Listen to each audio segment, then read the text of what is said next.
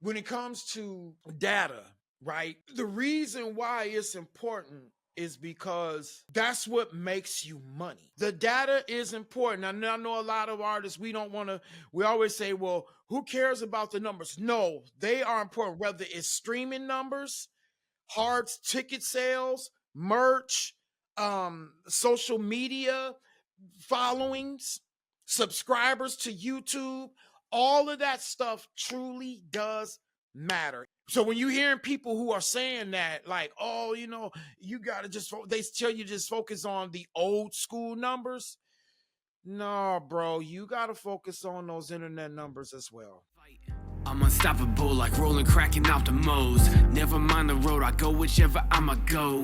Nothing stop me though, rain, sleet, summer, snow. What's up, y'all? Hardco's here with the Music Making Sense podcast, where we come to talk to you every single episode about music marketing, branding, and how to have actual, real, substantial success as an independent artist. With me, as always, is the dark arts rocker, the dark-hearted stalker, your grandma's most hated but your mama's most satiated, the one, the only, KP.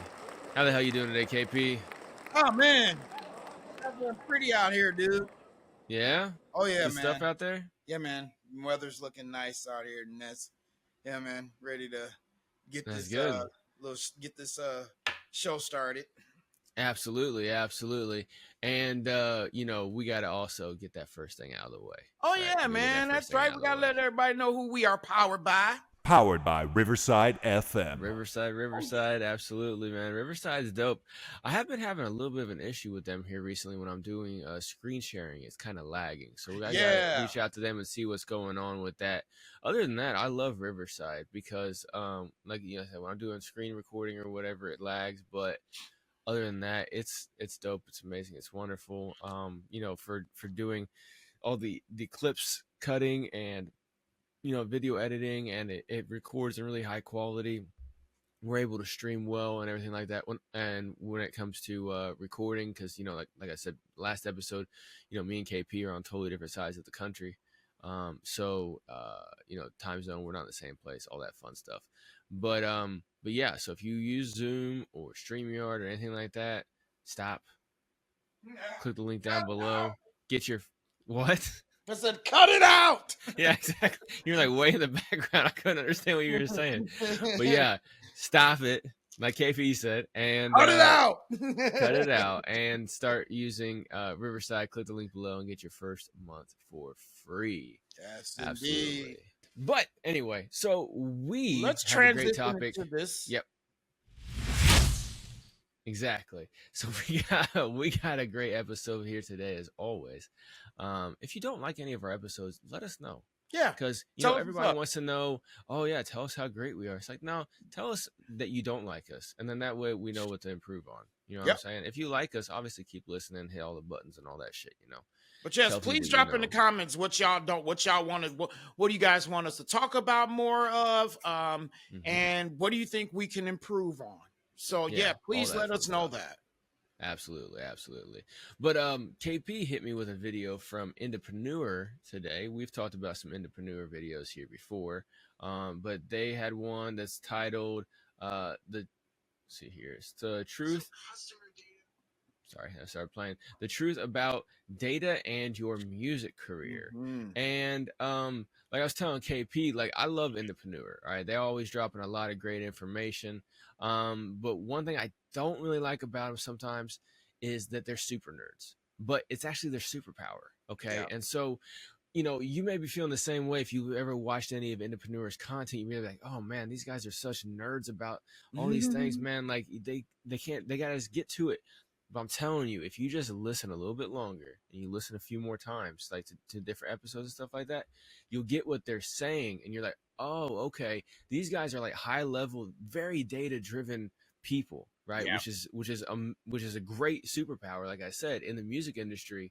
And so it takes a second to get used to them sometimes. And with this episode, it was very, very high level about data.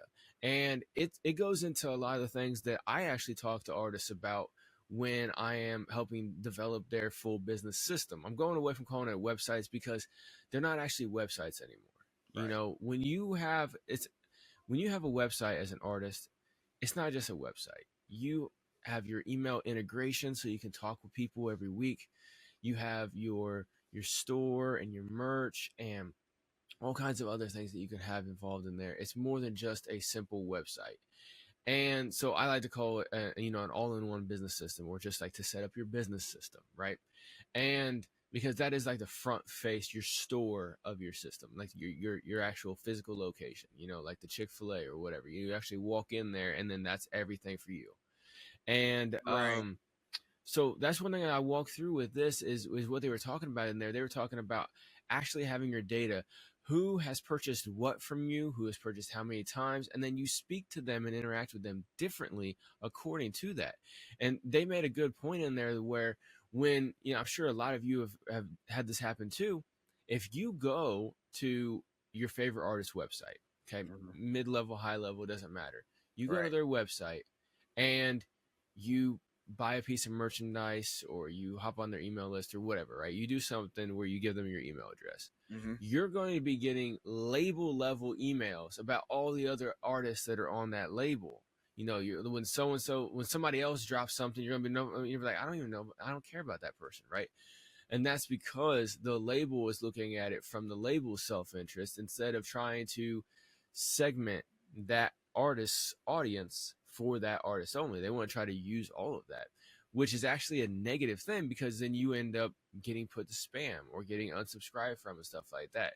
But as an artist, especially as an indie artist, when you're building your business system, especially when you're collecting the emails and you're talking with your fans, you actually need to talk with all of them yourself on a very, on a personal level, not, oh, check out my latest sale and blah, blah, blah, stuff like that. You want to be talking to them. Hey, I just want to come and talk to you. This is what I'm going, this is what I'm doing this week, blah, blah, blah. Hey, I ran into this. Have you guys ever had any of this? These are kind of things I try to tell people. I'm like, when you're sending out your weekly emails to your fans, and you should send out weekly. Like, you don't do monthly, don't do bi-weekly, because they'll forget about you. Just be in there once a week. You ain't gotta do every day if you don't want to. If you got the time and you're super connected with your people, go for it. But once a week, you just need to come in and talk to them about something that's on your mind, something that you've been working on with your music. Asking them questions, asking for their input. Those kind of things, when you're actually getting the response from your fans, that's actually what's going to help you. And then when they actually do take different steps with you, when they download something for free, you mark them as within your, either you have like a full CRM like Notion or something like that, or you have, you just run it through MailChimp, or there's this other one called Systemi.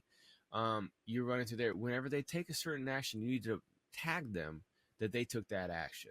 That way, so that you're not trying to hit them with an email again about something they already have, because then they're gonna be like, oh, this person doesn't even know what they're doing. And that was another thing that that they were talking about in there as well. It's a really good video. Like I said, you just gotta get into the nuts and the bolts. But what they are talking about is having proper communication with your fans, knowing who your fans are, knowing where your fans are at, knowing who is a super fan and who is an entry level, and then speaking with them appropriately. Right. What did you gather from that video, KP? What I gathered from there was it made me ask a question. And I'm actually going through my phone right now, looking up the research with data. My question started being, how well does metal record labels do on the internet? And the reason I started thinking about that was because just what you were saying about about emails and how when you're hitting them weekly, I started thinking about immediately. There was a couple record labels that came to my mind, and they popped up on my Instagram. And so I started thinking about how, when it comes to data, and Circus said something too, like us having so many platforms that you have so much data. Like you have your Spotify, you have Geezer, you have YouTube, right? You have DistroKid. They all have their own data. So I was saying, so what made me think about it is, and this is a question, and I guess for me, it's more of a question. And I'm gonna really do more research on this as we really after the podcast, because I don't want to be as distracted. But right.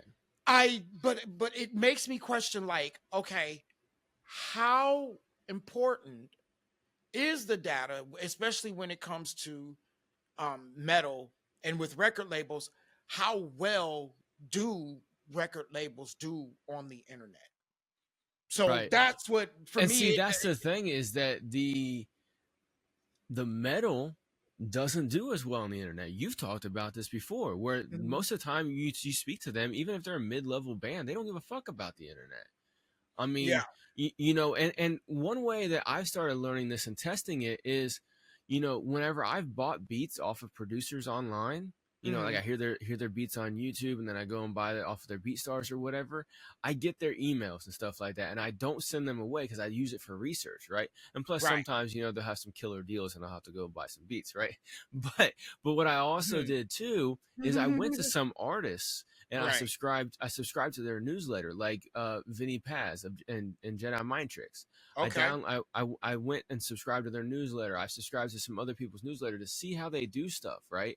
And what he said is 100% correct, where all of these people that I've subscribed to, they just send out, it's like when you get it, when you go and buy a car from a car lot, right? And they start sending you emails every time they want you to come back in and buy something again. Like, that's the only interactions that you have. And so I, like, not only do metal and stuff like that don't want to fuck with the internet at all, they rarely do anything on online, right? Well, even with social media and stuff like that. certain, yeah, but they do, but it's a certain, it's like there's a certain extent that I do see them go. And I also see with metal record labels, like I'll say one of them, Seasons of Mist. I've been paying attention to this record label, and it seems like a pretty recent label that's been out. But there are bands that were with that were like Oceans of Slumber, for example, was with Century Media, and then they went over here to Seasons of Mist. All right, y'all. I just wanted to hop in here really quick and let you know about my company. I know a lot of times we're sitting here talking to you about all the different companies that rock with us here at Music Making Sense Podcast, but I just figured I'd hop in here really quick and let you know about my company and the services that I offer. Now, my company is called Apex Music System, and you can find that over at apexmusicsystem.com. You can find a full list of all the services that I offer over there in my company. If you're a podcaster, or you have an online business, or you're an artist, I can help you out with anything, all right? I got services such as website building, email marketing, video editing, social media management, ad management, creative content, strategy, consultations, and I can help you out no matter what your budget is. Now, that's key right there. I got great prices, plus I have a wide variety of low, medium, and high tier services, so I can help you out no matter what your need is. So make sure you go check out my company over at apexmusicsystem.com. And, you know, like I tell you every time, make sure you let them know that I told you about my company right here on Music Making Sense Podcast, so I know that this ad's actually working. All right, I'm going to shut up so you can get back to the show. And they've been doing, I've been seeing them more, and the utilization of the internet. So I do think a lot of the newer record labels are starting to do so, because they realize this is where it's at. So I do see like the newer record labels, like Seasons of Mist. There's one here in Washington, Satanic Royalty Records. Shout out to those guys over there. I've seen them utilizing the internet a lot more as well.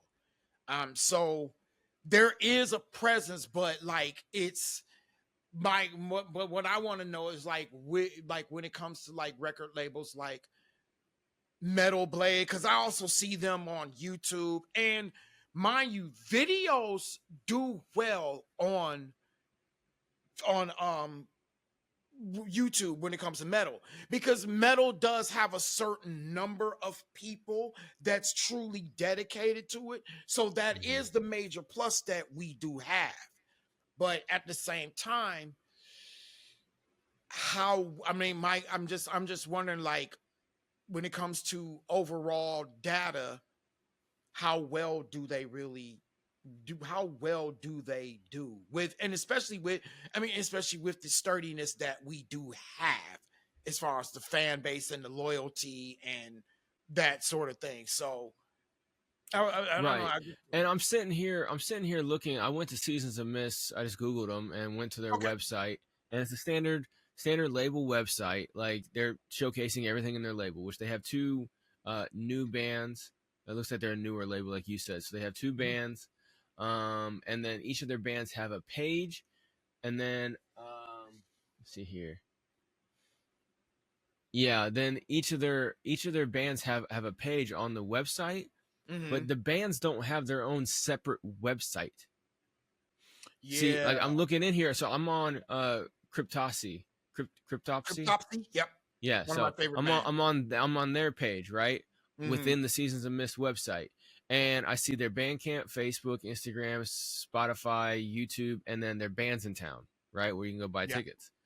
And then it has like discography, tour dates, news, the videos and releases are grayed out, so apparently they don't have those tabs.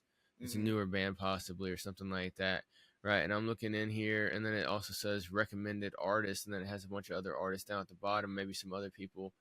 But I'm just looking in here, I'm like, and then like I'm like, okay, well, this band doesn't have their own website, so how are they supposed to build their own fan base?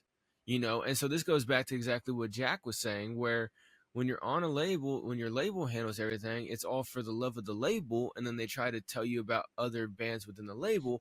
And I could get that from an extent, because I mean, like, if you're like a metal label and you handle dark metal artists, if somebody likes one band, they're gonna probably like the other band too. You know what I'm saying? Type of thing. Which And most so likely, which does happen usually. Right. And so I get it from that extent. But these bands, you know, what if okay, let me go back here. So they got two new bands signing. One is Cryptopsy, the other one is Oak, Ash, and Thorn, right? So what if people, I just read about, shout out to Oak, shout out to their drummer Sierra. I'm actually friends with her on TikTok. Okay, cool. And, so yeah, she's killer drummer. So what if you, KP, Mhm. you just happen, well, let's not do that because I'll pit people against each other. What if you know, random Joe number 3, right, likes Oak, Ash, and Thorn, but they don't like Cryptopsy, right? What if they don't, right? Or vice versa, right? What if they like one but not the other? Okay, well, how do they hear more from the one that they like? Well, yeah, they can go and follow them on their social, but see, the thing is with social is, we've talked about this before, less than 10% of your following on social media will see your posts, right? And so that's why you got to have the email direct communication, which is what I call it now, because everybody used to call it email marketing. It's got a really dirty name, so I call it email direct communication. Because it is. It's direct communication.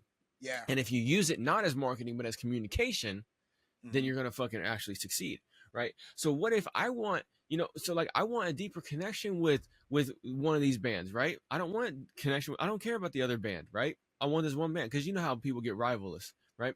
Yeah. Okay, how do I do that? Well, you go follow them on social. Or go, you know, or when they come to the town, go to their you're YouTube, gonna go see them live. Yeah. Yeah, go see them, whatever, right? But see, that's not how the internet works nowadays, right? Like I said, only about 10% of the people or less are going to see your stuff, no matter if you got 100, 1,000, or 100,000 followers on your social media account, right? On just one account, right? You're only going to get about 10% of the people that see your shit, right? Yeah.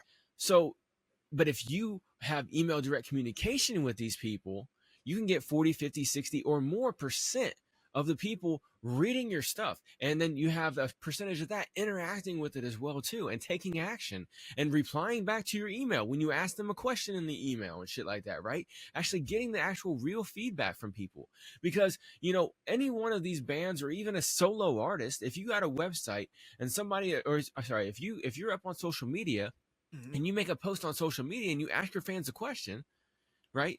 And if you got 1,000 fans, maybe 10 of them are fucking actually reply to that shit. Right. And so you're only getting a very small fraction of your fan base of a sampling on figuring out what you can do to help make them more fervent, more diehard fans. Right. But if you have the email direct communication with them, right, out of 1,000 people, you got 100 people on your list, or out of 10,000 people, you got 1,000 people, whatever it is. If you got that 10% of your fan base over to your email, and then you're able to speak directly with them and have, send them out a poll or whatever, what I'm saying, from one of those little, where you can create a poll for free online or whatever and see the results. Those little companies, you do shit like that or whatever and actually engage with them. Surveys and stuff like a Survey Monkey and shit like that. You do stuff like that with these people, and now you're going to be able to build that so much better. Because I'm sitting here, I'm looking at the YouTube 4 Seasons of Mist, at the Instagram, at the TikTok, or sorry, at the Twitter, and at the Facebook, right? And on their website, they don't have a TikTok. Okay, now I understand that, hey, we're extreme metal, progressive metal, whatever they want to consider themselves, right? They're the dark shit, right? We don't fuck with TikTok. That's for little girls, right? Okay, fine, whatever. But you cannot say that 0% of your fan base or potential fan base is not on TikTok. You're going to have at least 25% of your current fan base that's on TikTok. Yeah. And maybe at least 50% of your potential fan base on TikTok. Plus, you got to look at the map, right? And I'm talking about the globe itself, that our world, right? You got to look at the numbers are not just coming from your hometown per se, right? Because mainly that's what we're going to always want to think. But no, they're not always coming from your hometown. They're coming from other places that have internet access and that are able and places where music, and as Corey and them taught us in the network, right? We the numbers, the location, like when you put out your ads and stuff, the location there are certain locations that are very dominant when it comes to music consumption, right? So guess what? You're getting a lot of those people coming to your site as well. So that's something I definitely want to take into consideration. Absolutely. You definitely got to take that into consideration. You got to think about that people, like we talked about, I think it was last episode, people outside of the U.S. have a hunger for that Americana shit, no matter what genre of music it is, right? They got that extreme metal. They want that Americana extreme metal shit. Yeah, they may like that German shit or whatever. Every show, bro. No, you are not kidding, dude. They will pack every kind of dude. They will pack every type of show that comes there, man. Like if you go to go to Europe, you go to certain parts of Africa. Even though I would say Africa, period. Shit, ain't no certain parts. No, you go to Africa, you go to Colombia, you go to Spain or even Latin America, bro. Metal shows. Getting a lot, Metal shows. Metal shows, yeah. Fucking, oh my God. In Latin America, in Latin countries, bro, sold out, packed. Yep. Absolutely. And that's the same thing we had talked about last week or last episode about 6ix9ine, about how he was selling out in Russia before motherfuckers even really knew him over here in the United States. You know what I'm saying? That happens as well too. I mean, the conversion campaign that I'm running right now as a test case on my personal music page, which, like I tell y'all before, I don't focus a lot on my music because I focus a lot on helping other people grow their shit, right? Which in the realm of hip hop, where it's like, show your stats, then you can tell me how to get mine, it really is contradictory. But whenever I can actually sit down and talk to somebody, they're like, oh, you know your shit, or I can show them, hey, look, I know my shit. Then they're like, okay, cool, right? But But at the same time, whenever I'm running a proof of concept campaign like I am right now, doing a conversion campaign from meta platforms, Facebook, Instagram, shit like that, to my Spotify, I am seeing the metrics, and they're pure metrics, because I don't get on fucking bullshit playlists. I don't get on bot campaigns. I don't do stream teams. I don't do fucking engagement teams and stream farms and shit like that. Yeah. And at the same time, I rarely post on the fucking socials. So whenever I do start doing these proof of concept campaigns where I'm posting multiple times a week to short form on all the social platforms, and then I'm running also these ads to all these places, which is the tier 1 and tier 2 countries, which are the tier 1 are like, Europe, Canada, America, and then tier 2 are like your Central and South America, Eastern Europe, stuff like that, right? Those countries are really, really eating it up. Brazil is going nuts right now for my fucking shit, dude. I'm getting like a pop out of Brazil for my stuff, and it's just my track running around. It's just a standard boom bap hip hop type of vibe, right? It's not a really complex track or nothing like that either. But like I was telling you guys before, they're checking this out, and then they're going deeper into my fucking profile, right? And for every one listener that I'm getting to my Spotify, they're listening to multiple other tracks as well, and saving those other tracks to their save, and to adding them to specific playlists. I'm on more individual playlists now than most people are on in their fucking bot playlists that they get on. You know what I'm saying? Yeah. Because I'm getting real people that want to do real shit with me, like you just said. And it's because I'm doing specific things out on the internet, right? And that's what a lot of these bands need to do as well too, like you said, because you made it perfectly clear, and I see it in hip hop as well too. People focus more about their local area because they're like, oh, I want to do shows. Okay, cool, you want to do shows, but how many venues are within a 3-hour drive of you? You know what I'm saying? No matter where the fuck you are, you're only gonna have so many, right? But if you can do a nationwide tour or a European tour or a worldwide tour, you're gonna need the people fucking with you over there to sell out those goddamn shows. And in order to do that, you need to be on the online platform, especially in these emerging markets, because the emerging markets are newish to the internet, if not brand new, right? And I don't know if no, that's off topic. Anyway, they're newish, if not brand new, to the internet, especially to social media. And then they get on TikTok and shit like that and see all the Americana shit, no matter what it is. And then they go deep down the rabbit hole and they become super fans quick as shit, And so like what you just said, dude, if you don't have a place on every platform and you're not posting, see, a lot of people, this is the thing too. A lot of people will be like, oh, let me finish my thought. Hold on. If you're not on every single platform and posting every single time that you post something to every single platform, then you're fucking up. Because, like, for instance, we're on Seasons of Mist, right? They don't have a TikTok. So they're failing on one platform, which is the #1 platform for music discovery on the planet for like 2-3 years running, right? At least. And then their Twitter, they haven't posted since February 27th to their Twitter. Okay? Let me double check this. Yeah, February 27th. And it is June 25th. Okay? So they're fucking up over on Twitter. I don't care what their political things are or their vices against Elon. Twitter is a place where there are millions of people on there. Okay? You don't want to leave it out. But however, they're on Facebook. They're posting very frequently on Facebook. They're posting very frequently on Instagram. They're posting very frequently to not only YouTube videos, but also YouTube Shorts, which is positive. So they get a 3 out of 5 on the fucking score for me because they're actually using 3 out of 5 of the platforms properly. And what I was trying to say a second ago is a lot of people will say, yo, but Harkos, man, I just don't have a lot of time to be on all the platforms. Look, nobody's saying that you got to be on every single one of the platforms for 3 hours a day interacting with all these people and posting and shit too. Nobody's saying that you have to post something totally different to every single platform. If you have the time and the finances to do it, you got a team of people doing this for you, then go for it. Be as diverse as possible. Be as unique as possible on all these platforms. All right, y'all, let me take a quick break right here to tell you about something that's completely fucking ridiculous, okay? It's called HorribleDesigns.com. And I personally know the owner, and he's just as ridiculous as this whole fucking company is, okay?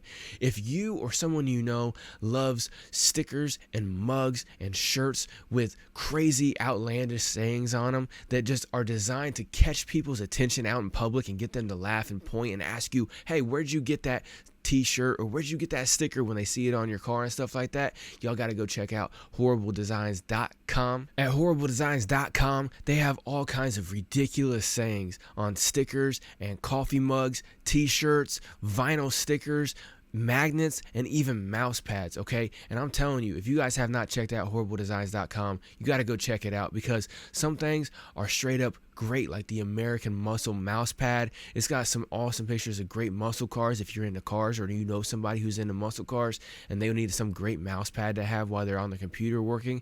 But then they also have dumbass fucking t-shirts that say things like, are you staring at my ass, with a picture of a donkey on it, or stickers that say, are you staring at my beaver, with a picture of a beaver on it. Stuff like that, man. Completely ridiculous shirts and stickers, coffee mugs, everything like that. Anything that you could ever think about having just to get people's attention, make a statement out in public, and just completely be ridiculous, and to do it with some horrible designs at the exact same time. And like I said, I know the owner, so he hooked us up with a great deal where you can save right now by using the link below in the description. Whenever you go there and shop, you will not only support Music Making Sense podcast, but you also get a great deal on any and everything that you decide to purchase every time that you use that link right there in the description below. So make sure you go check that out right now, horribledesigns.com. Use the link below in order to get good savings.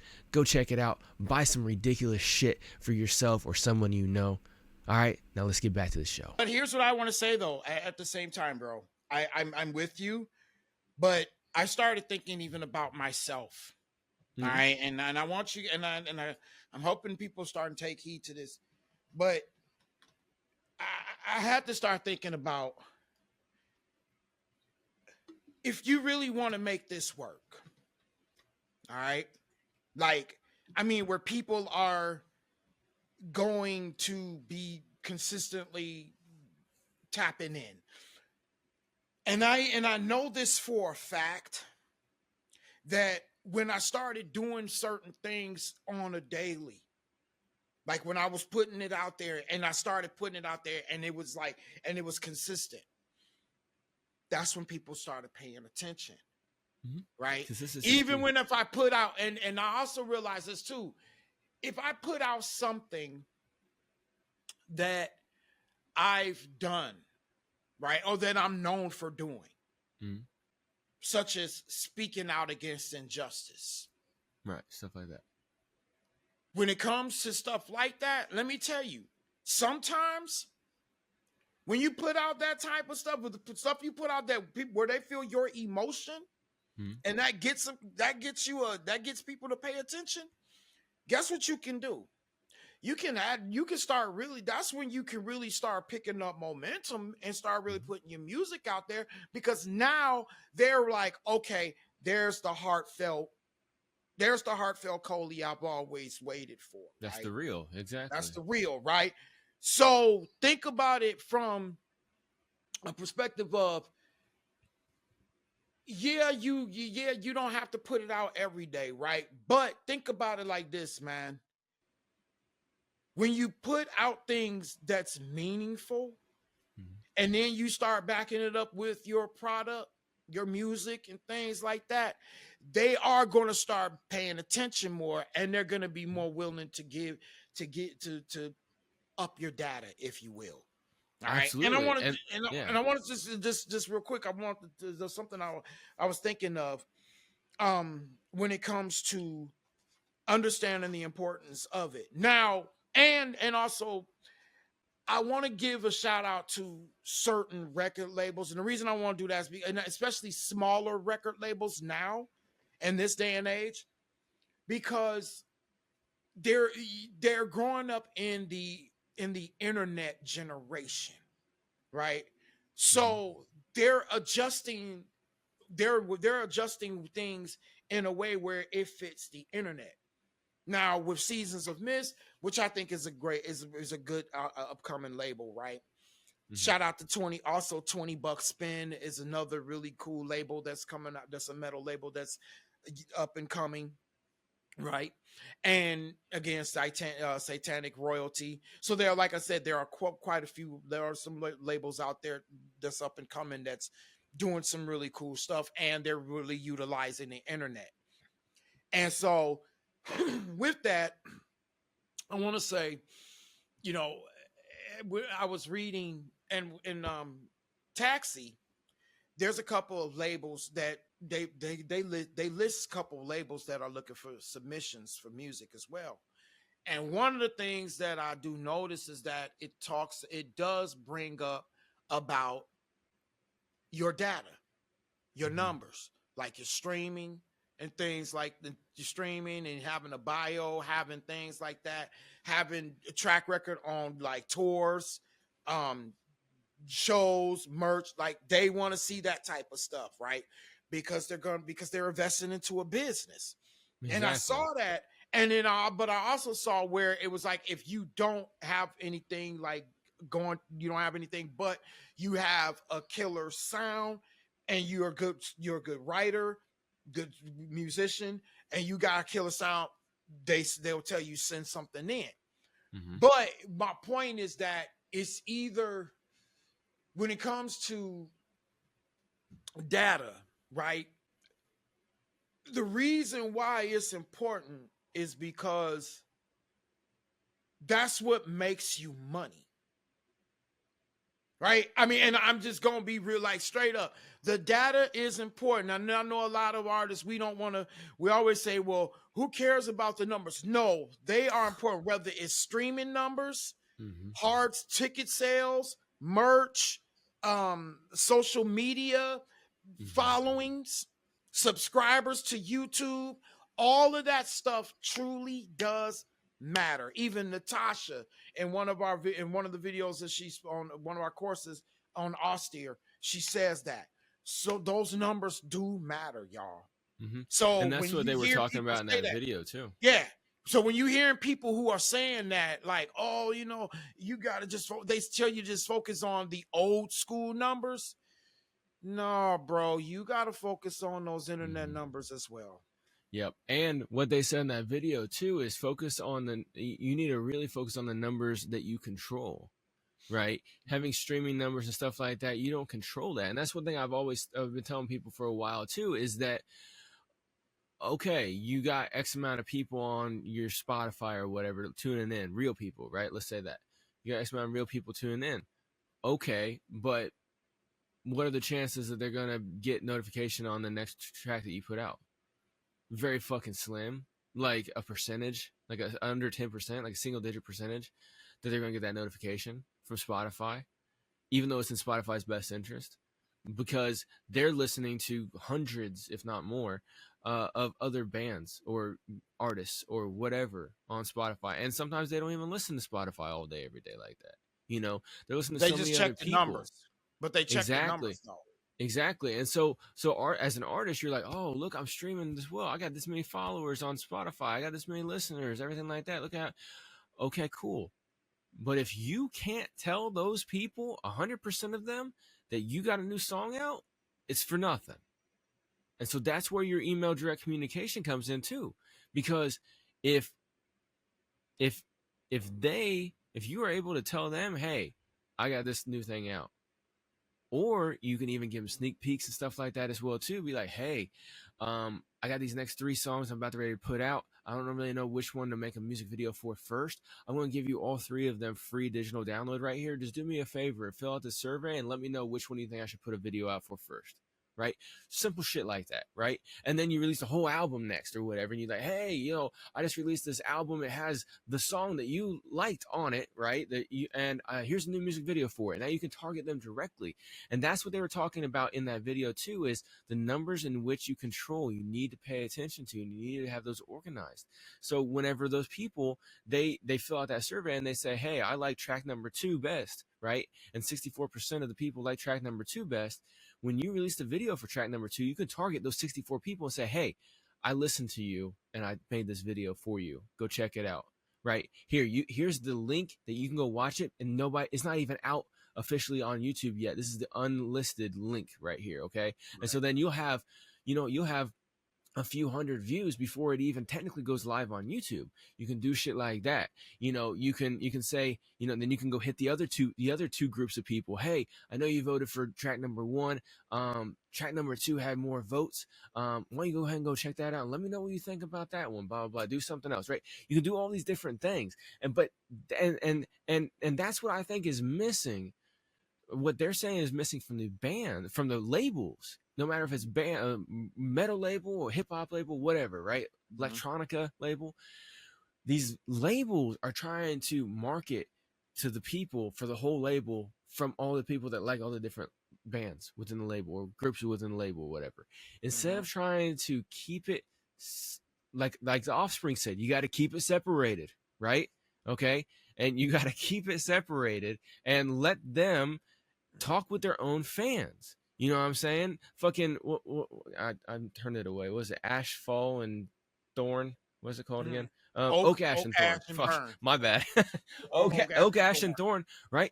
If you really like them, you want to hear from them. And guess what? To Oak, Ash, and Thorn, there's 4 of y'all.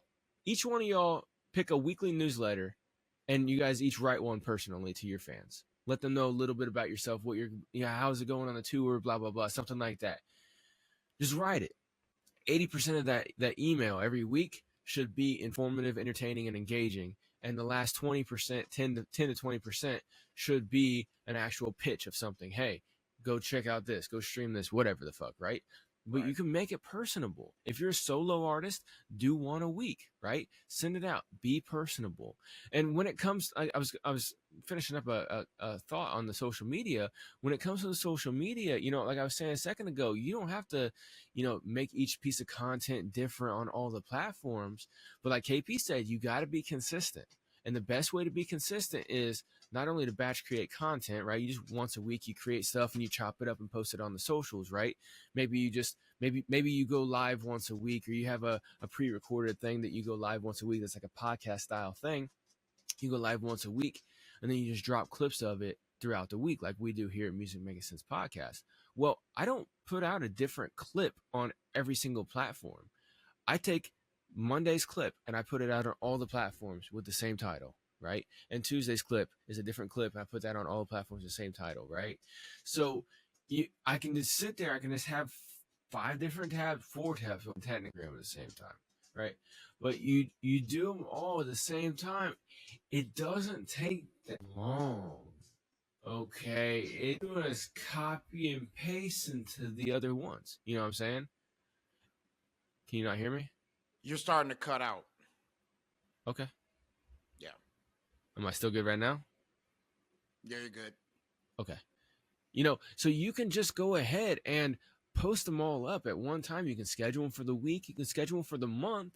Technically, TikTok is only once every 10 days, right? So you have to set an alarm on your phone to go back in every 10 days. But for Facebook or for Meta platforms and for YouTube, you can post. You can schedule up to 30 days in advance, right? And the same on Twitter as well, too, right? And so you can make this as streamlined as possible. And I go through all of this in my course that I talk about here and there. It's available over on my website. It's called TikTok Style Music Videos over at apexmusicsystem.com, where I show you, hey, look, it's very, very simple. You create, you post, right? And if you want to do something custom, like where you go live once a week or whatever, get OBS or some other kind of multi-platform streaming service and go live to all the places at once, right? Knock it all out. And then that way it's original content on those platforms. That's one thing too. I'm just getting ready to crack into Gary Vee's new book. What's the name of that goddamn book? Hold on 2 seconds. Because he just Day Trading Attention, right? His new book, Day Trading Attention. Getting ready to crack into it, but he has often said that organic original content is key. Organic original content, right? And what he's talking about is he's not talking about creating a post over on Facebook and then sharing it to Twitter and Instagram, because that is not original. organic content on those other platforms.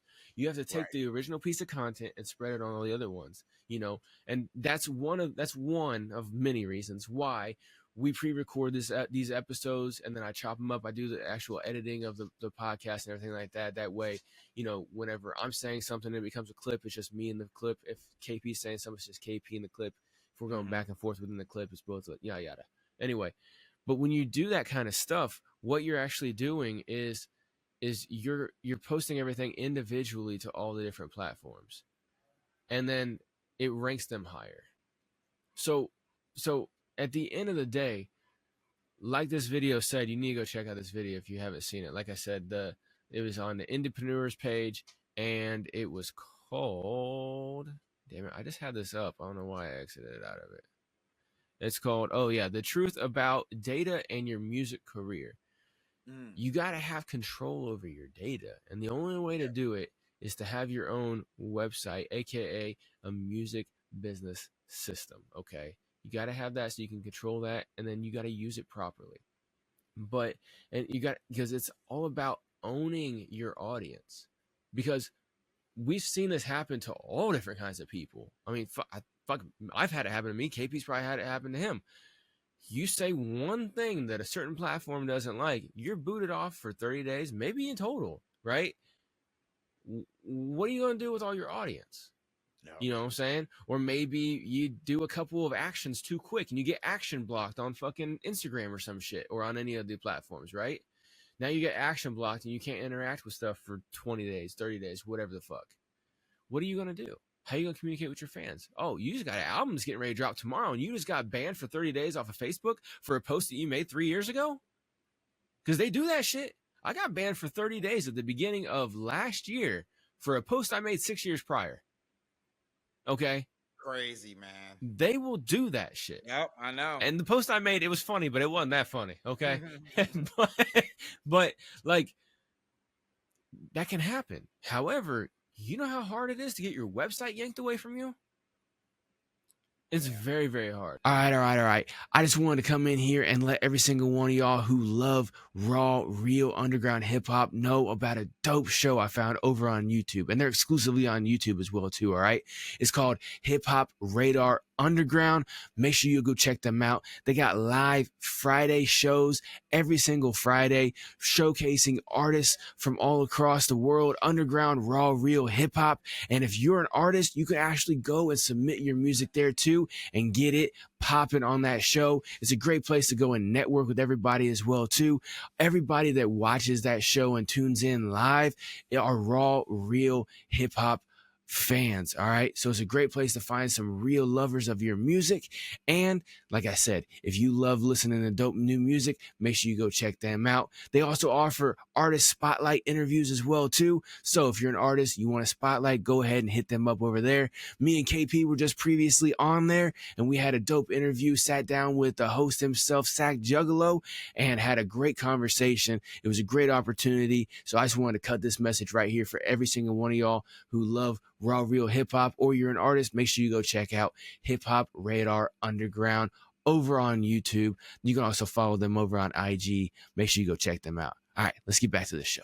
You know how hard it is to get your MailChimp yanked away from you? As long as you're following them rules, which is no spamming, you're just, as long as you communicate and you just communicate with people, everybody who you talk to on that email list has signed up in the form on MailChimp, you're good.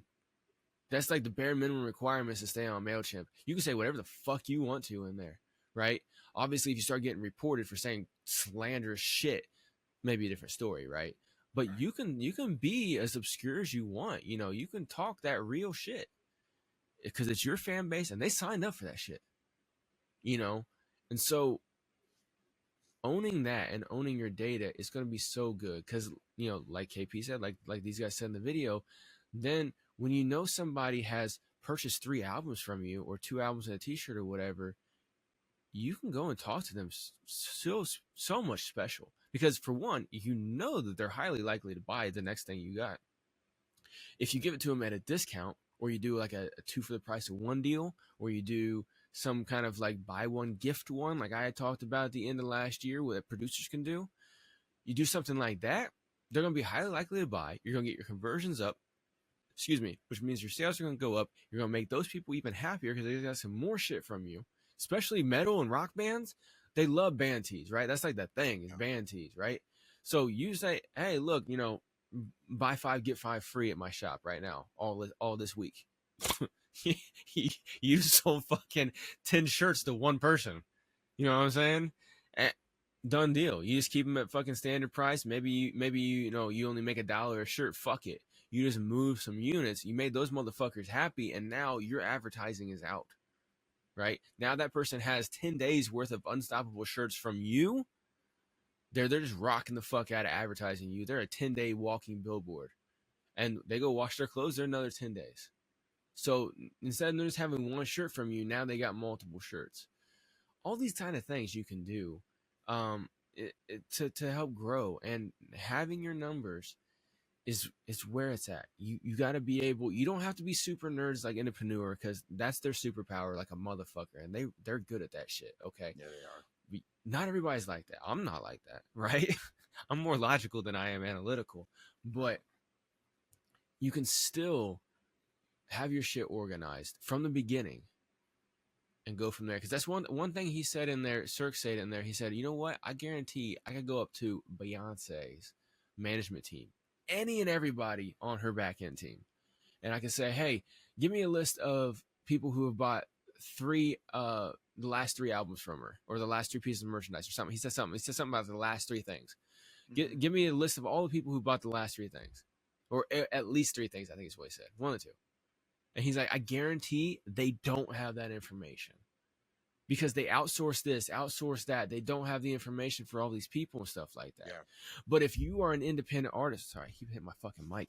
I'm gonna have to get a new mic stand. I keep hitting this motherfucker all the time. I'm gonna have to get like a fucking drop down or some shit, so when I'm flailing my arms, I don't hit my shit. But but as an independent artist, when you're first starting out, when you have no one or only a couple people buying your shit or going to your website, then you can keep track of that shit from the get. And then you can show more love to those people, because now you know who that person is, and you can talk to them accordingly. You know, and again, if you need help setting up your music business system, aka a fully functioning online website plus more, because it's not just a website, it's the whole motherfucking shabam, right? You're tying in the email marketing and everything like that.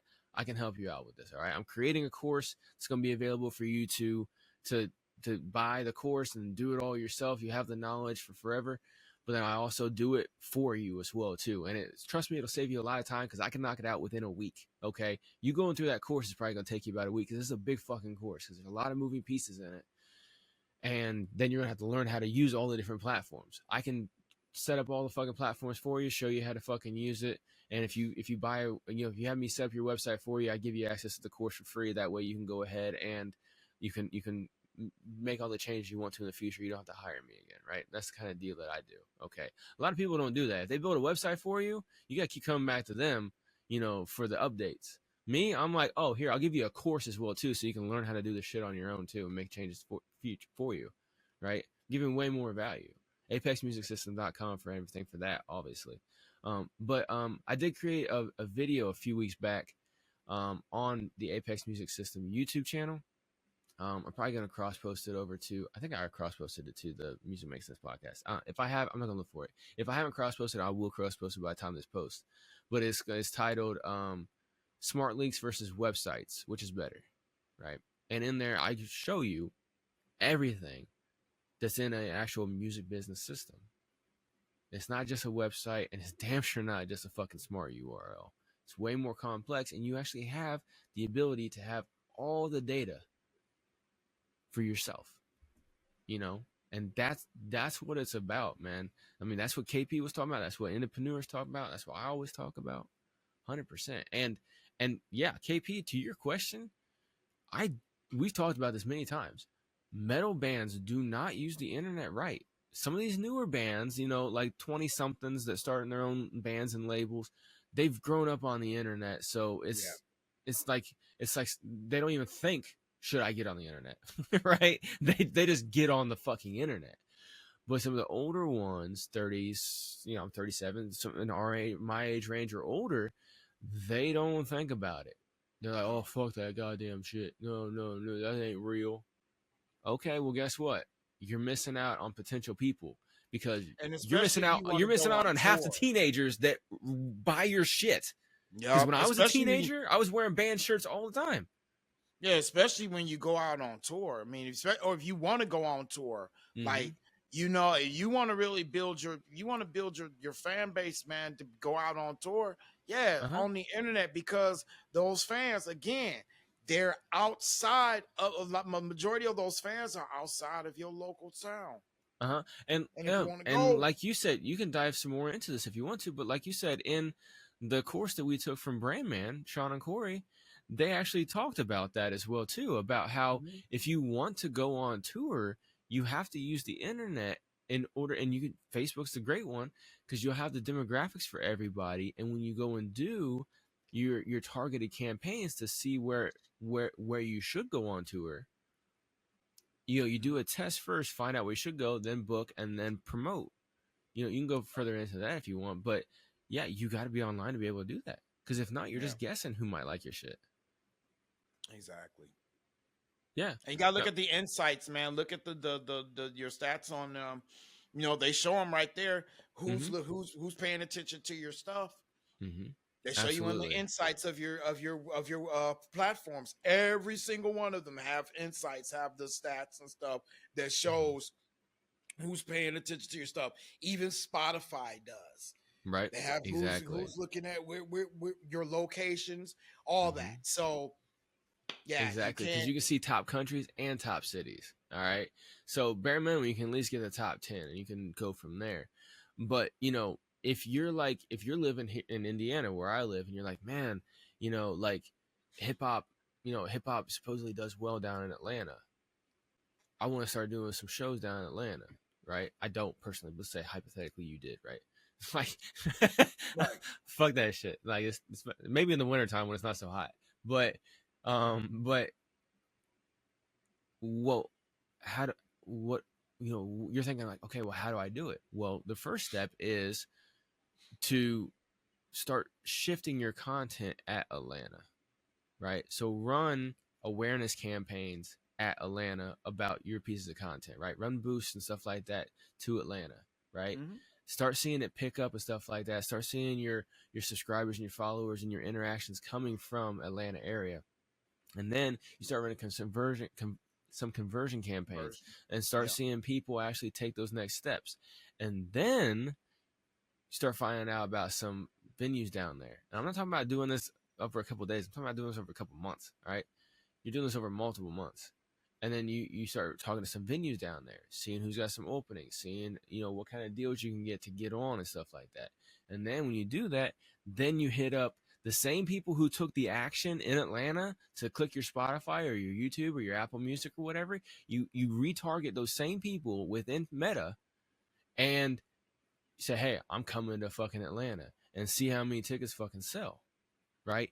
That's how you do it online. You don't have to actually physically go there and start stapling up shit on fucking lampposts, because motherfuckers are looking at their phone as they're walking down the street. They're not looking at goddamn light posts anymore. That's one thing that trips me out whenever I hear about people, I'm going to stick my stickers everywhere. Okay, cool, but people will look at their phone and walk down the road. So you might as well be on their phone, because that's where they're paying attention. They ain't paying attention to cars. They'll all walk out in front of cars. You know what I'm saying? They ain't paying attention to shit except for their phone. So be on their phone. Yeah, or if you are on the street. Straight up, if you're on the street walking down there looking like I do with those pictures I have. Right, exactly. Bro, let me tell you, okay? People will see that out of the corner of their eye, be like, People whoa. will see that. Yeah, right? yeah. Or if you're on a corner playing some music, doing that busking or whatever the fuck it's called. Busking, you're doing some shit like that or whatever. You just got like a little PA system and you're fucking spitting your rhymes or whatever. Like Seth has done a few times. He's done that a few times. But you do stuff like that, you get people's attention. Capone was saying something about that a couple of weeks ago as well too. Capone was saying something about that as well too, about how he'll go out, about go out in places and stuff like that and be doing stuff out in public as well too. Mm-hmm. You do stuff like that and you're good, and then you chat it up with people and everything like that, or you have somebody with you who can talk to the people who are asking questions while you're performing. Dude, done deal. That's another way to do it as well too. But like I said, do that within reach. You don't have to go all the way from Seattle, Washington down to Atlanta and start busking on the No, road to try to build up momentum for a show. but No, check use the this out. internet. Yep, and I mean, because here's the thing: the people in Atlanta Mhm, are gonna see you doing what you're doing. They're gonna mhm. see how you move, and then they're gonna be like, "Okay, let's get Absolutely. this cat down here. Exactly. You know So what I'm yeah, saying? so do it. Let's show him some love." Yeah, so do And it in and the funny Seattle thing, and then go. and yeah, because the crazy thing was, I was watching a couple of people. I was watching this video, and it was Brooklyn. Brooklyn was in the house with Kendrick Lamar's "They Not Like Us" Mhm. out there blasting it. I think it was DJ Mike Nasty or something like that. Shout out Right. to him. And there, I mean, you had over you had a crowd of people packed singing that song, and that right there was showing that Kendrick pretty much from Brooklyn, from LA to Brooklyn. Mhm. You know what I'm saying? It's like he like, no, baby, this is worldwide. Yeah, I'm yo, and it's crazy because now you got cats from Brooklyn and from the East Coast saying, you know what? No, man, we got love for Kendrick. Mhm. And I mean, and I have to say sometimes, and I hate that it's become as tragic as it has, and I'm hoping that this thing can change a lot, but I really think that it has, especially with him, with that song. I mean, it's crazy, but it was somebody's head who had to come off, who had to be sacrificed, right? Excuse me, but sorry about that, y'all. I'm having a little bit of okay. Those gas bubbles when you talk a Yeah, I lot, get yeah, it. Yeah, I get it. and drinking soda. Yeah. But when you think about just from just that idea of Cali, him doing the pop-off concert, and then having to look at that video and see Brooklyn just representing, it was just like, to me, like, wow. And I posted on there, I said, man, there's no more East Coast and West Coast beefs. This song has united hip hop in a way where, East Coast and West Coast brothers like, yo, man, we won, man. We got Kendrick. Yep. Like, you know what I'm saying? That's what they're Absolutely. saying. Like, that's totally what they're saying. Yep. Absolutely. And see, the thing is too, is that the internet has helped level that. Because before, like for instance, I went in the Army in 2005, right? The only music that I knew about was at the record store, and that was anything that was picked up nationwide. I didn't know about obscure shit. I remember whenever I was in my military training and shit like that, somebody was yelling down the hallway, and they're like, somebody stole my Paul Wall CD. I'm like, what the fuck is a Paul Wall? Right? Because I wasn't from Texas. Because I wasn't from Texas. I'm from Indiana and shit. I didn't know about Paul Wall and shit. And then, dude, I swear to God, if it wasn't for me being in the military, it would take me at least 5 more years to find out about Texas rap and shit like that. Because I found out about Down South Hustlers and UGK when I when I went to Hawaii, and even when I was playing baseball in Kansas. Like, I started learning about these other cats because I was in different states, and cats coming from other states talking about showing the music that they listen to. Exactly. And now you have the internet that's doing that, because your friends on social media and stuff like that, they'll be from everywhere. You happen to, make a connection with somebody based off of one post, like a Kendrick post or something like that. And then you start seeing what they're sharing, and they're sharing some stuff from like some underground people over in Brooklyn, and you're over here in fucking Portland, Oregon or some shit like that. And you got like some underground people over there or whatever. I don't know if there's any underground hip hop over there, but whatever. But Oh, it is. but I'm just saying, like, you're sharing stuff like that, and now boom, you know about it immediately. Everybody's sharing everything. It's leveled the playing field for a lot of people, and so that's why I talk about all the time. Like, look, if you want to go do shows, the internet's where it's at. If you want to grow your fan base, your super fans, the internet's where it's at.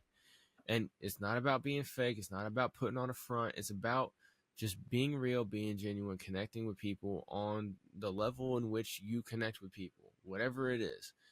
You do that, you be raw, you be real, and you'll be there, man. Because, it's so much cheaper, so much easier.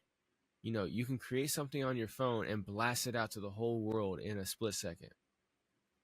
Like, why are you ignoring that fact? Why are you ignoring the fact that you can push go live on your phone, and people over in China that are laying in bed at night can start watching, well, maybe not China, but let's say Indonesia, they can watch your shit on fucking their social media platform, or Russia, or Australia. You know what I'm saying? Like, you can have people fucking with you all over the fucking planet.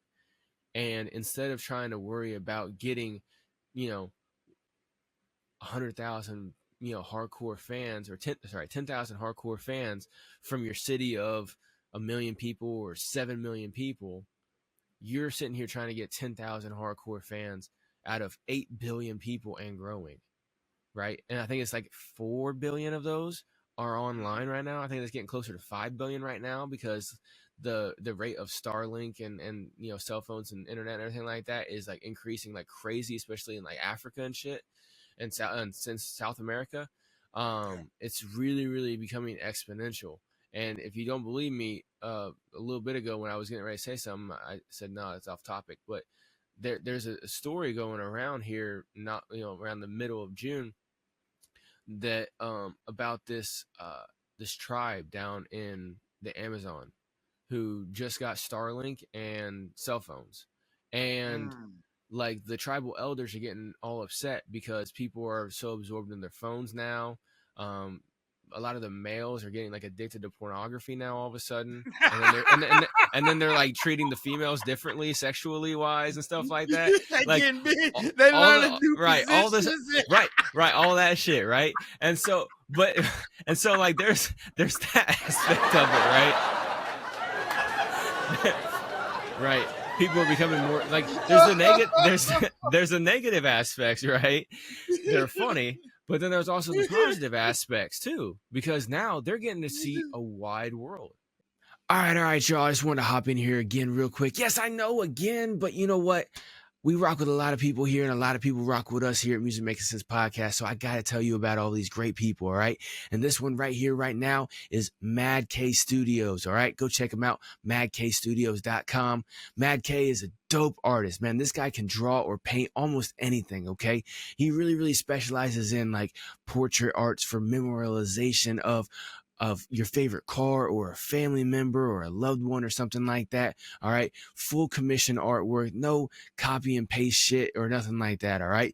Custom designs. If you want it, make sure you go hit up madkstudios.com for your custom art piece. And you can even go check out some of the pieces that he's done for freelance and stuff like that. And you can also get it on a shirt. He's got coffee mugs and mouse pads and all kinds of other decorative pieces of artwork that you can go and check out as well too. So if you're a connoisseur of art, you're looking for a nice piece of knick-knack or something like that around the house, or if you want a custom artwork designed for a loved one or something that's cherished in your life that you want memorialized in an actual painting, a real painting, make sure you go check out madkstudios.com. Let them know Harcoast over at Music Making Sense Podcast sent you. All right, let's get back to the show. Instead, they're literally seeing past the trees in front of them, right? They're able to see a wide world. And then there's like in Nigeria and shit like that, dude. I'm seeing so many more people popping up on Facebook and Twitter and stuff like that, doing all kinds of stuff, making hip hop music over in Nigeria. They're making all kinds of content. They're doing it all in the Nigerian fashion, like with all their culture and shit like that. They're mixing it in with the hip hop. They're mixing it in with all kinds of other stuff. It's fucking dope, And that's because technology is spreading. I mean, we will get to a time soon when every person over the age of 10 has access to the internet and social media on the whole planet.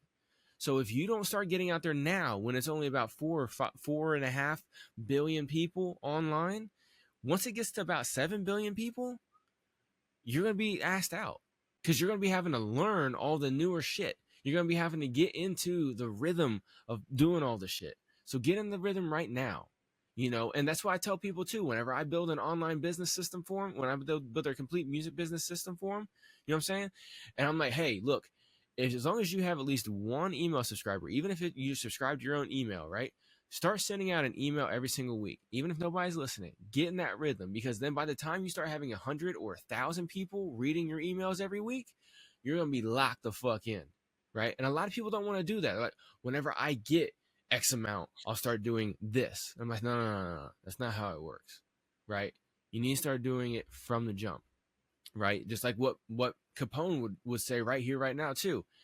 Register your music even when you only have one person listening to it on streaming platforms. When you're only getting one play a year on your music, you need to register it, because if you get in the habit of registering every single song, you get in the habit of making sure that your paperwork's right on every single song with all the copyright information, everything like that, not only from the beats that you use, but also from the way that you're putting it out and you're registering yourself.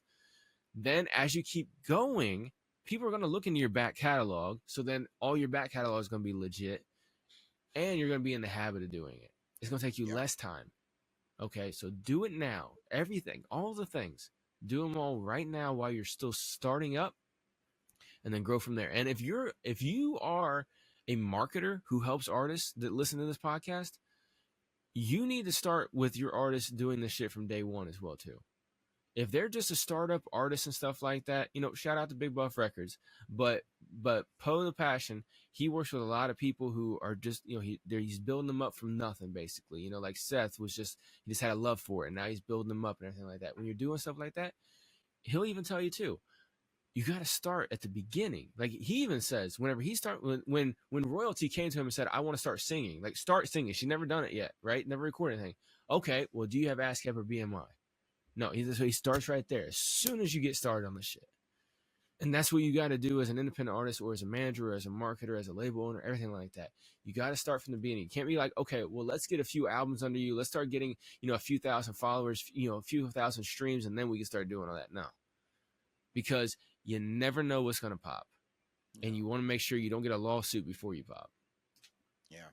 And also making sure you're like, from an artist, not just from that perspective of the marketing side and the registrations and things, but like making sure that your brand is ready. Mm-hmm. Like, you know exactly what you're doing. And what I mean by like, not like, oh, you're a genius and you're smart. No, what I'm saying is that that's only me. You guys can't get to that. Oh my. Let me do. Okay, there we go. You hit me with that one. I didn't know which one you were going to hit me with. I give myself that one, dude. Absolutely. But anyway, absolutely. So, but the one thing is what I'm saying about knowing what you're doing. The one thing is what? Oh, you bet. Good one. I was like, wait a minute, what is it? The one we thing both is, have control of the, we have both have control of the media effects. Yeah, I just never hit those fucking things. Yeah, he just never hit it. This is the first time he's ever hit it. That's why I'm shocked. Like, freak the fuck out of KB. He's like, wait, I didn't hit that button. I'm like, hey, wait a minute, did I? No, that wasn't me. That was a good one, dude. So good one. So, but knowing what you're doing is like making sure that you know what your brand is, what your brand archetype or types, right? Or making sure like your image, your style, what do you look like? Yes, that is so flipping important, because they're going to get to you. They're going to get to your look before they get to your music. This is why I chose to reverse engineer everything. And yes, guys, I am so damn careful. I know people be like, well, you shouldn't be so, it's not perfection. Perfection is the key to procrastination. Let me just say this. I am going to go absolutely against that. Here's why. And I'm going to wrap up what I have to say on that. But here's why I'm saying this, guys. Because we've been doing this now. when you think about content creation from your very first Facebook post that you typed in and put those cool little emojis around, guess what? That was content then.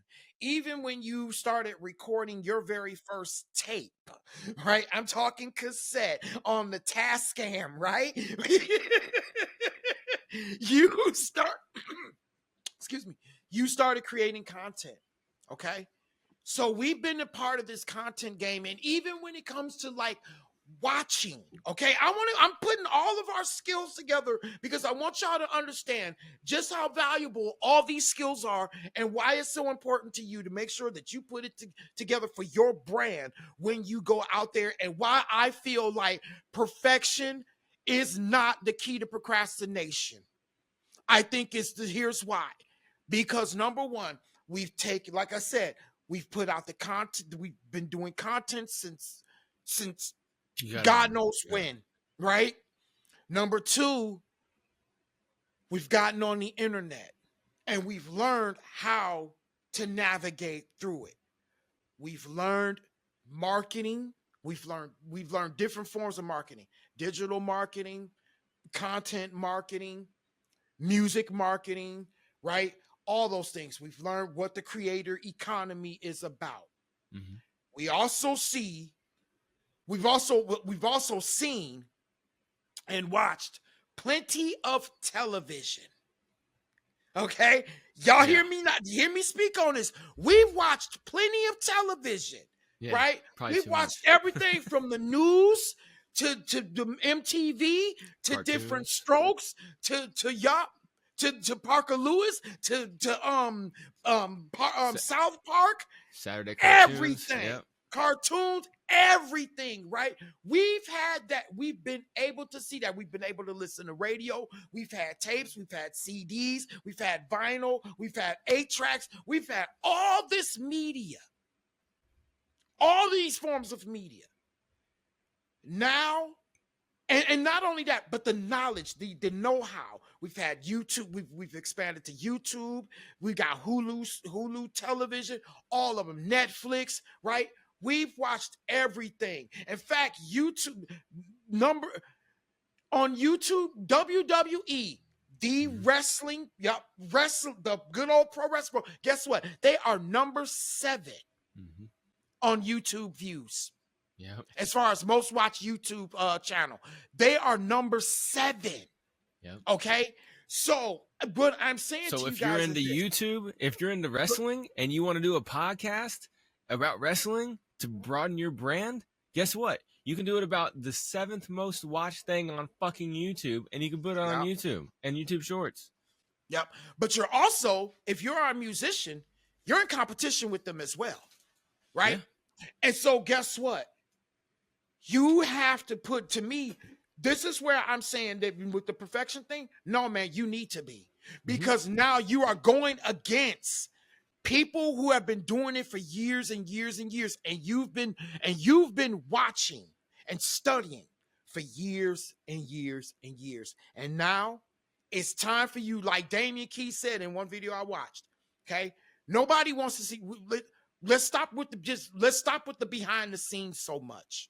Okay, people don't want to see Clark Kent or Bruce Wayne.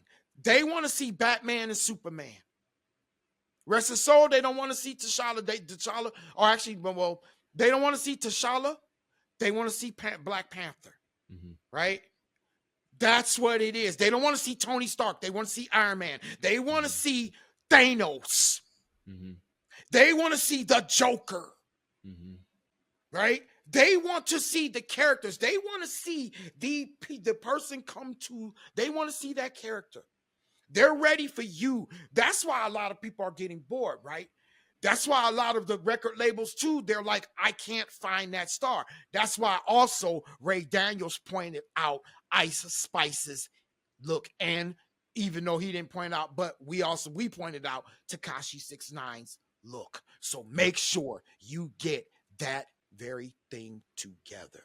Absolutely. You have the look, and then you have the persona with it as well too, because Ice Spice has her persona, 6ix9ine has his. All the different people have their persona, right? And the thing is too, one thing I like what you said, You know, the saying is perfectionism leads to procrastination, right? Mhm. Well, you can fucking change that. Yeah. Your perfectionism could not lead to procrastination, but could lead to perfectionism. So what Yep. you do is every time you create a piece of content, whether it's a short or a long, right, or in a medium, right, you critique it. You put it out. You don't not put it out, right? Don't be like my homeboy R.I.P. Doogie, right? Don't be like him who would create a badass fucking track and was so perfectionist about it that he's like, this one thing's off, and he deletes the whole motherfucker. Don't do that, okay? All right, I was yelling at him all the time back in the day not to do that shit because he would create a dope fucking track or a dope beat and then delete it because he didn't like it. I'm like, I'll use it. Fuck. Like, Give it let to me. Fucking, you know. Yeah, exactly. But anyway, like, yo, that was dope, man. But anyway, don't be like that. All right. Yeah. When you create a piece of content, put it out, critique it, and do at least one thing better next time. Right. Don't try to reinvent the wheel every single time, but try to improve on one thing every single time. And every single one of those, it's a chess game of inches, right? That's why I always say about politics, right? It's a chess game of inches, and that's what perfectionism is, you know. So if you want to keep getting better, you have to get your reps in, and you have to try to get better every single time. And like KP said, you've had enough experience consuming content. Now that you're creating it, put yourself on that side. Take your ego out, sit on the other side of the goddamn camera, and be like, would I want to watch this? Would I think this is entertaining? Would this get me to make an action? Matter of fact, you know what? If you got the ego, then damn it, show it and put the fucking camera on you and show the world who the fuck you are, right? Sure. Like that. I mean, you can also look at it from that perspective because of it being that it's your art, right? Absolutely. But if you feel that way, put it out there. Yeah, you gotta let it all out. Yeah, absolutely. And make sure that you have all of the systems put in place so that when you grow, people can trickle down to the different things. And you don't have to sit here and tell people, buy now, stream now, go find me over here. No, they know where to go. If you have your brand on point online with social media, meaning all of your @ handles and all of your names are the same or as close as possible with the @ handles, but as long as your username, the screen name is the same on all of the social media platforms, including your YouTube, you don't have to tell people where to go to find you because they're going to know because your name is the same everywhere. My name, check it, Google Harkos, Harkos. You'll find me. Wherever you want, on any of your platforms, whatever your favorite platform is, type in my name. You'll find me, right? If you have a unique name, you can go do that as well, too. And if you make sure all your names are the same everywhere, people will be able to find that, too. You ain't got to tell them. And you damn sure ain't got to say out now, because if you're promoting something that's not out now in today's society, you're fucking up. Don't do pre-promotion. I tell people that all the time, too. Don't do that. It's ridiculous. Because you're wasting your opportunity in front of somebody to tell them about something that they can't have. You know, it's just like, you know, if somebody that you found attractive walked up to you, showed you some of the goods, and then said, "No, you can't have this. See you, bye," and left. You get kind of pissed. Oh, you know what I'm saying? You get kind of pissed. Or if they said, "Hey, you can have this next month on the 30th," you'd be like, "Okay, well, I can just go over here, and you know, this person over here is gonna let me have it right now." Right? You know what I'm saying? When it comes to music, it's exactly that. All right. I agree. It's not always that. It's not always that with sex, but it's always that with music. All right. It's always that with music because if you tell somebody about your new experimental rock music that's going to come out in a month, they're like, "Well, I can go listen to. I can just hit play on my fucking playlist right now today, and you're not on it. Congratulations, you missed the opportunity, especially if they're a new person to you. If they're a super fan, that's in the email direct communication. You actually give them sneak peeks. You actually let them in, all that kind of shit.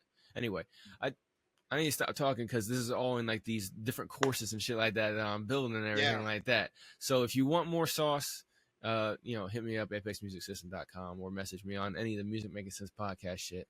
If you want to ask KP about anything, especially if you're a rock band, you know, you're talking about tours and your, you know, your image and shit. Cause I have a really like chill, like hoodies and jeans type of image. and KP is all about extra spectacular shit. All right, so if you're more Well, on the that's extra because but that's because that stage where before like the fans and stuff like yeah, but what- even when you like, go to when it the comes fucking gas station, you get extra spectacular most of the time too. I've seen some of your shit that you wear at the gas station. well, I mean, you know, Especially when you had your Hawk, you'd fucking make that motherfucker straight up just to go get a fucking Mountain Dew from the gas station real quick, you know, hey, man. fucking and put on all your Sometimes. fucking all your pants with all the chains on and all that kind of shit, you know. But Oh, yeah, man. but Oh, yeah, yeah. so That if you represents want to the talk times, more man. about that, absolutely, you can hit KP up. I know a decent amount, but nothing like what that guy knows. So hit us up, musicmakingsensepod.com for any and everything Music Making Sense Pod. As always, make sure you go and check out everything that we're doing over there. And speaking of weekly newsletters, I do try to send out one weekly newsletter from Music Making Sense Podcast newsletter every single week.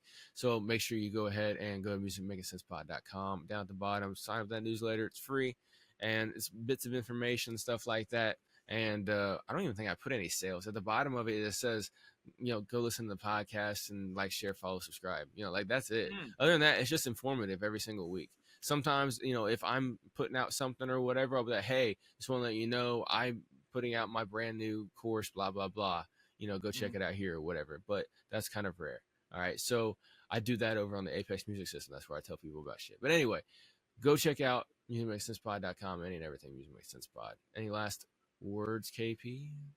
This Sunday, I'll be on live again, so you guys can check me out on YouTube. And So if you this guys time, I'm just gonna go. Hold on, just this time, I'm not gonna go through the Riverside side because you got to get the key and all that stuff. I'm just gonna go directly through YouTube Live, and so because I didn't do it last week because I wanted to do it through Riverside, but I figured, you know what, I could just go through the YouTube channel and just do our YouTube channel and just go live. So again, but this Sunday I will be on YouTube and Instagram as well. So for Q&A, you guys can hit me up, absolutely, man. Absolutely. Yeah. So for those of y'all who haven't been paying attention on Instagram and on YouTube, by the time this comes out, it's going to be on both. But KP has been going live on Sundays. Go hit him up over there. Go talk about whatever music making progress that you want to go talk about. And he'll be there. You can ask him all kinds of shit. He's been doing it whenever I'm busy with other stuff on my weekends. My weekends are pretty busy. So yeah, go hit him up over there and you know, sit back and chat, you know, even if you just want to sit and bullshit or sit and observe, whatever. Make sure you go hit him up over on Music Making Sense Pod, YouTube and Instagram. Again, go to the website if you don't know where 12 those p.m. here. are. Absolutely. 12 p.m. Pacific time, guys. Yep. 12 p.m. Pacific, wherever you're at is your business, but tune in on that appropriate time. So, all right. I think that's, so that's GMT minus 8 hours. So yeah, take wherever you're at according to GMT. So, all right, y'all have a good one. And we will see you on the next episode, Music Making Sense Podcast. Let's hit it. Music time. Hold up. My bad. Yeah.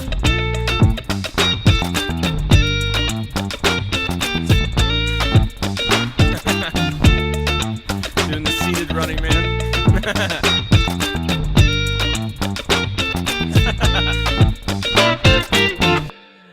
We out, y'all.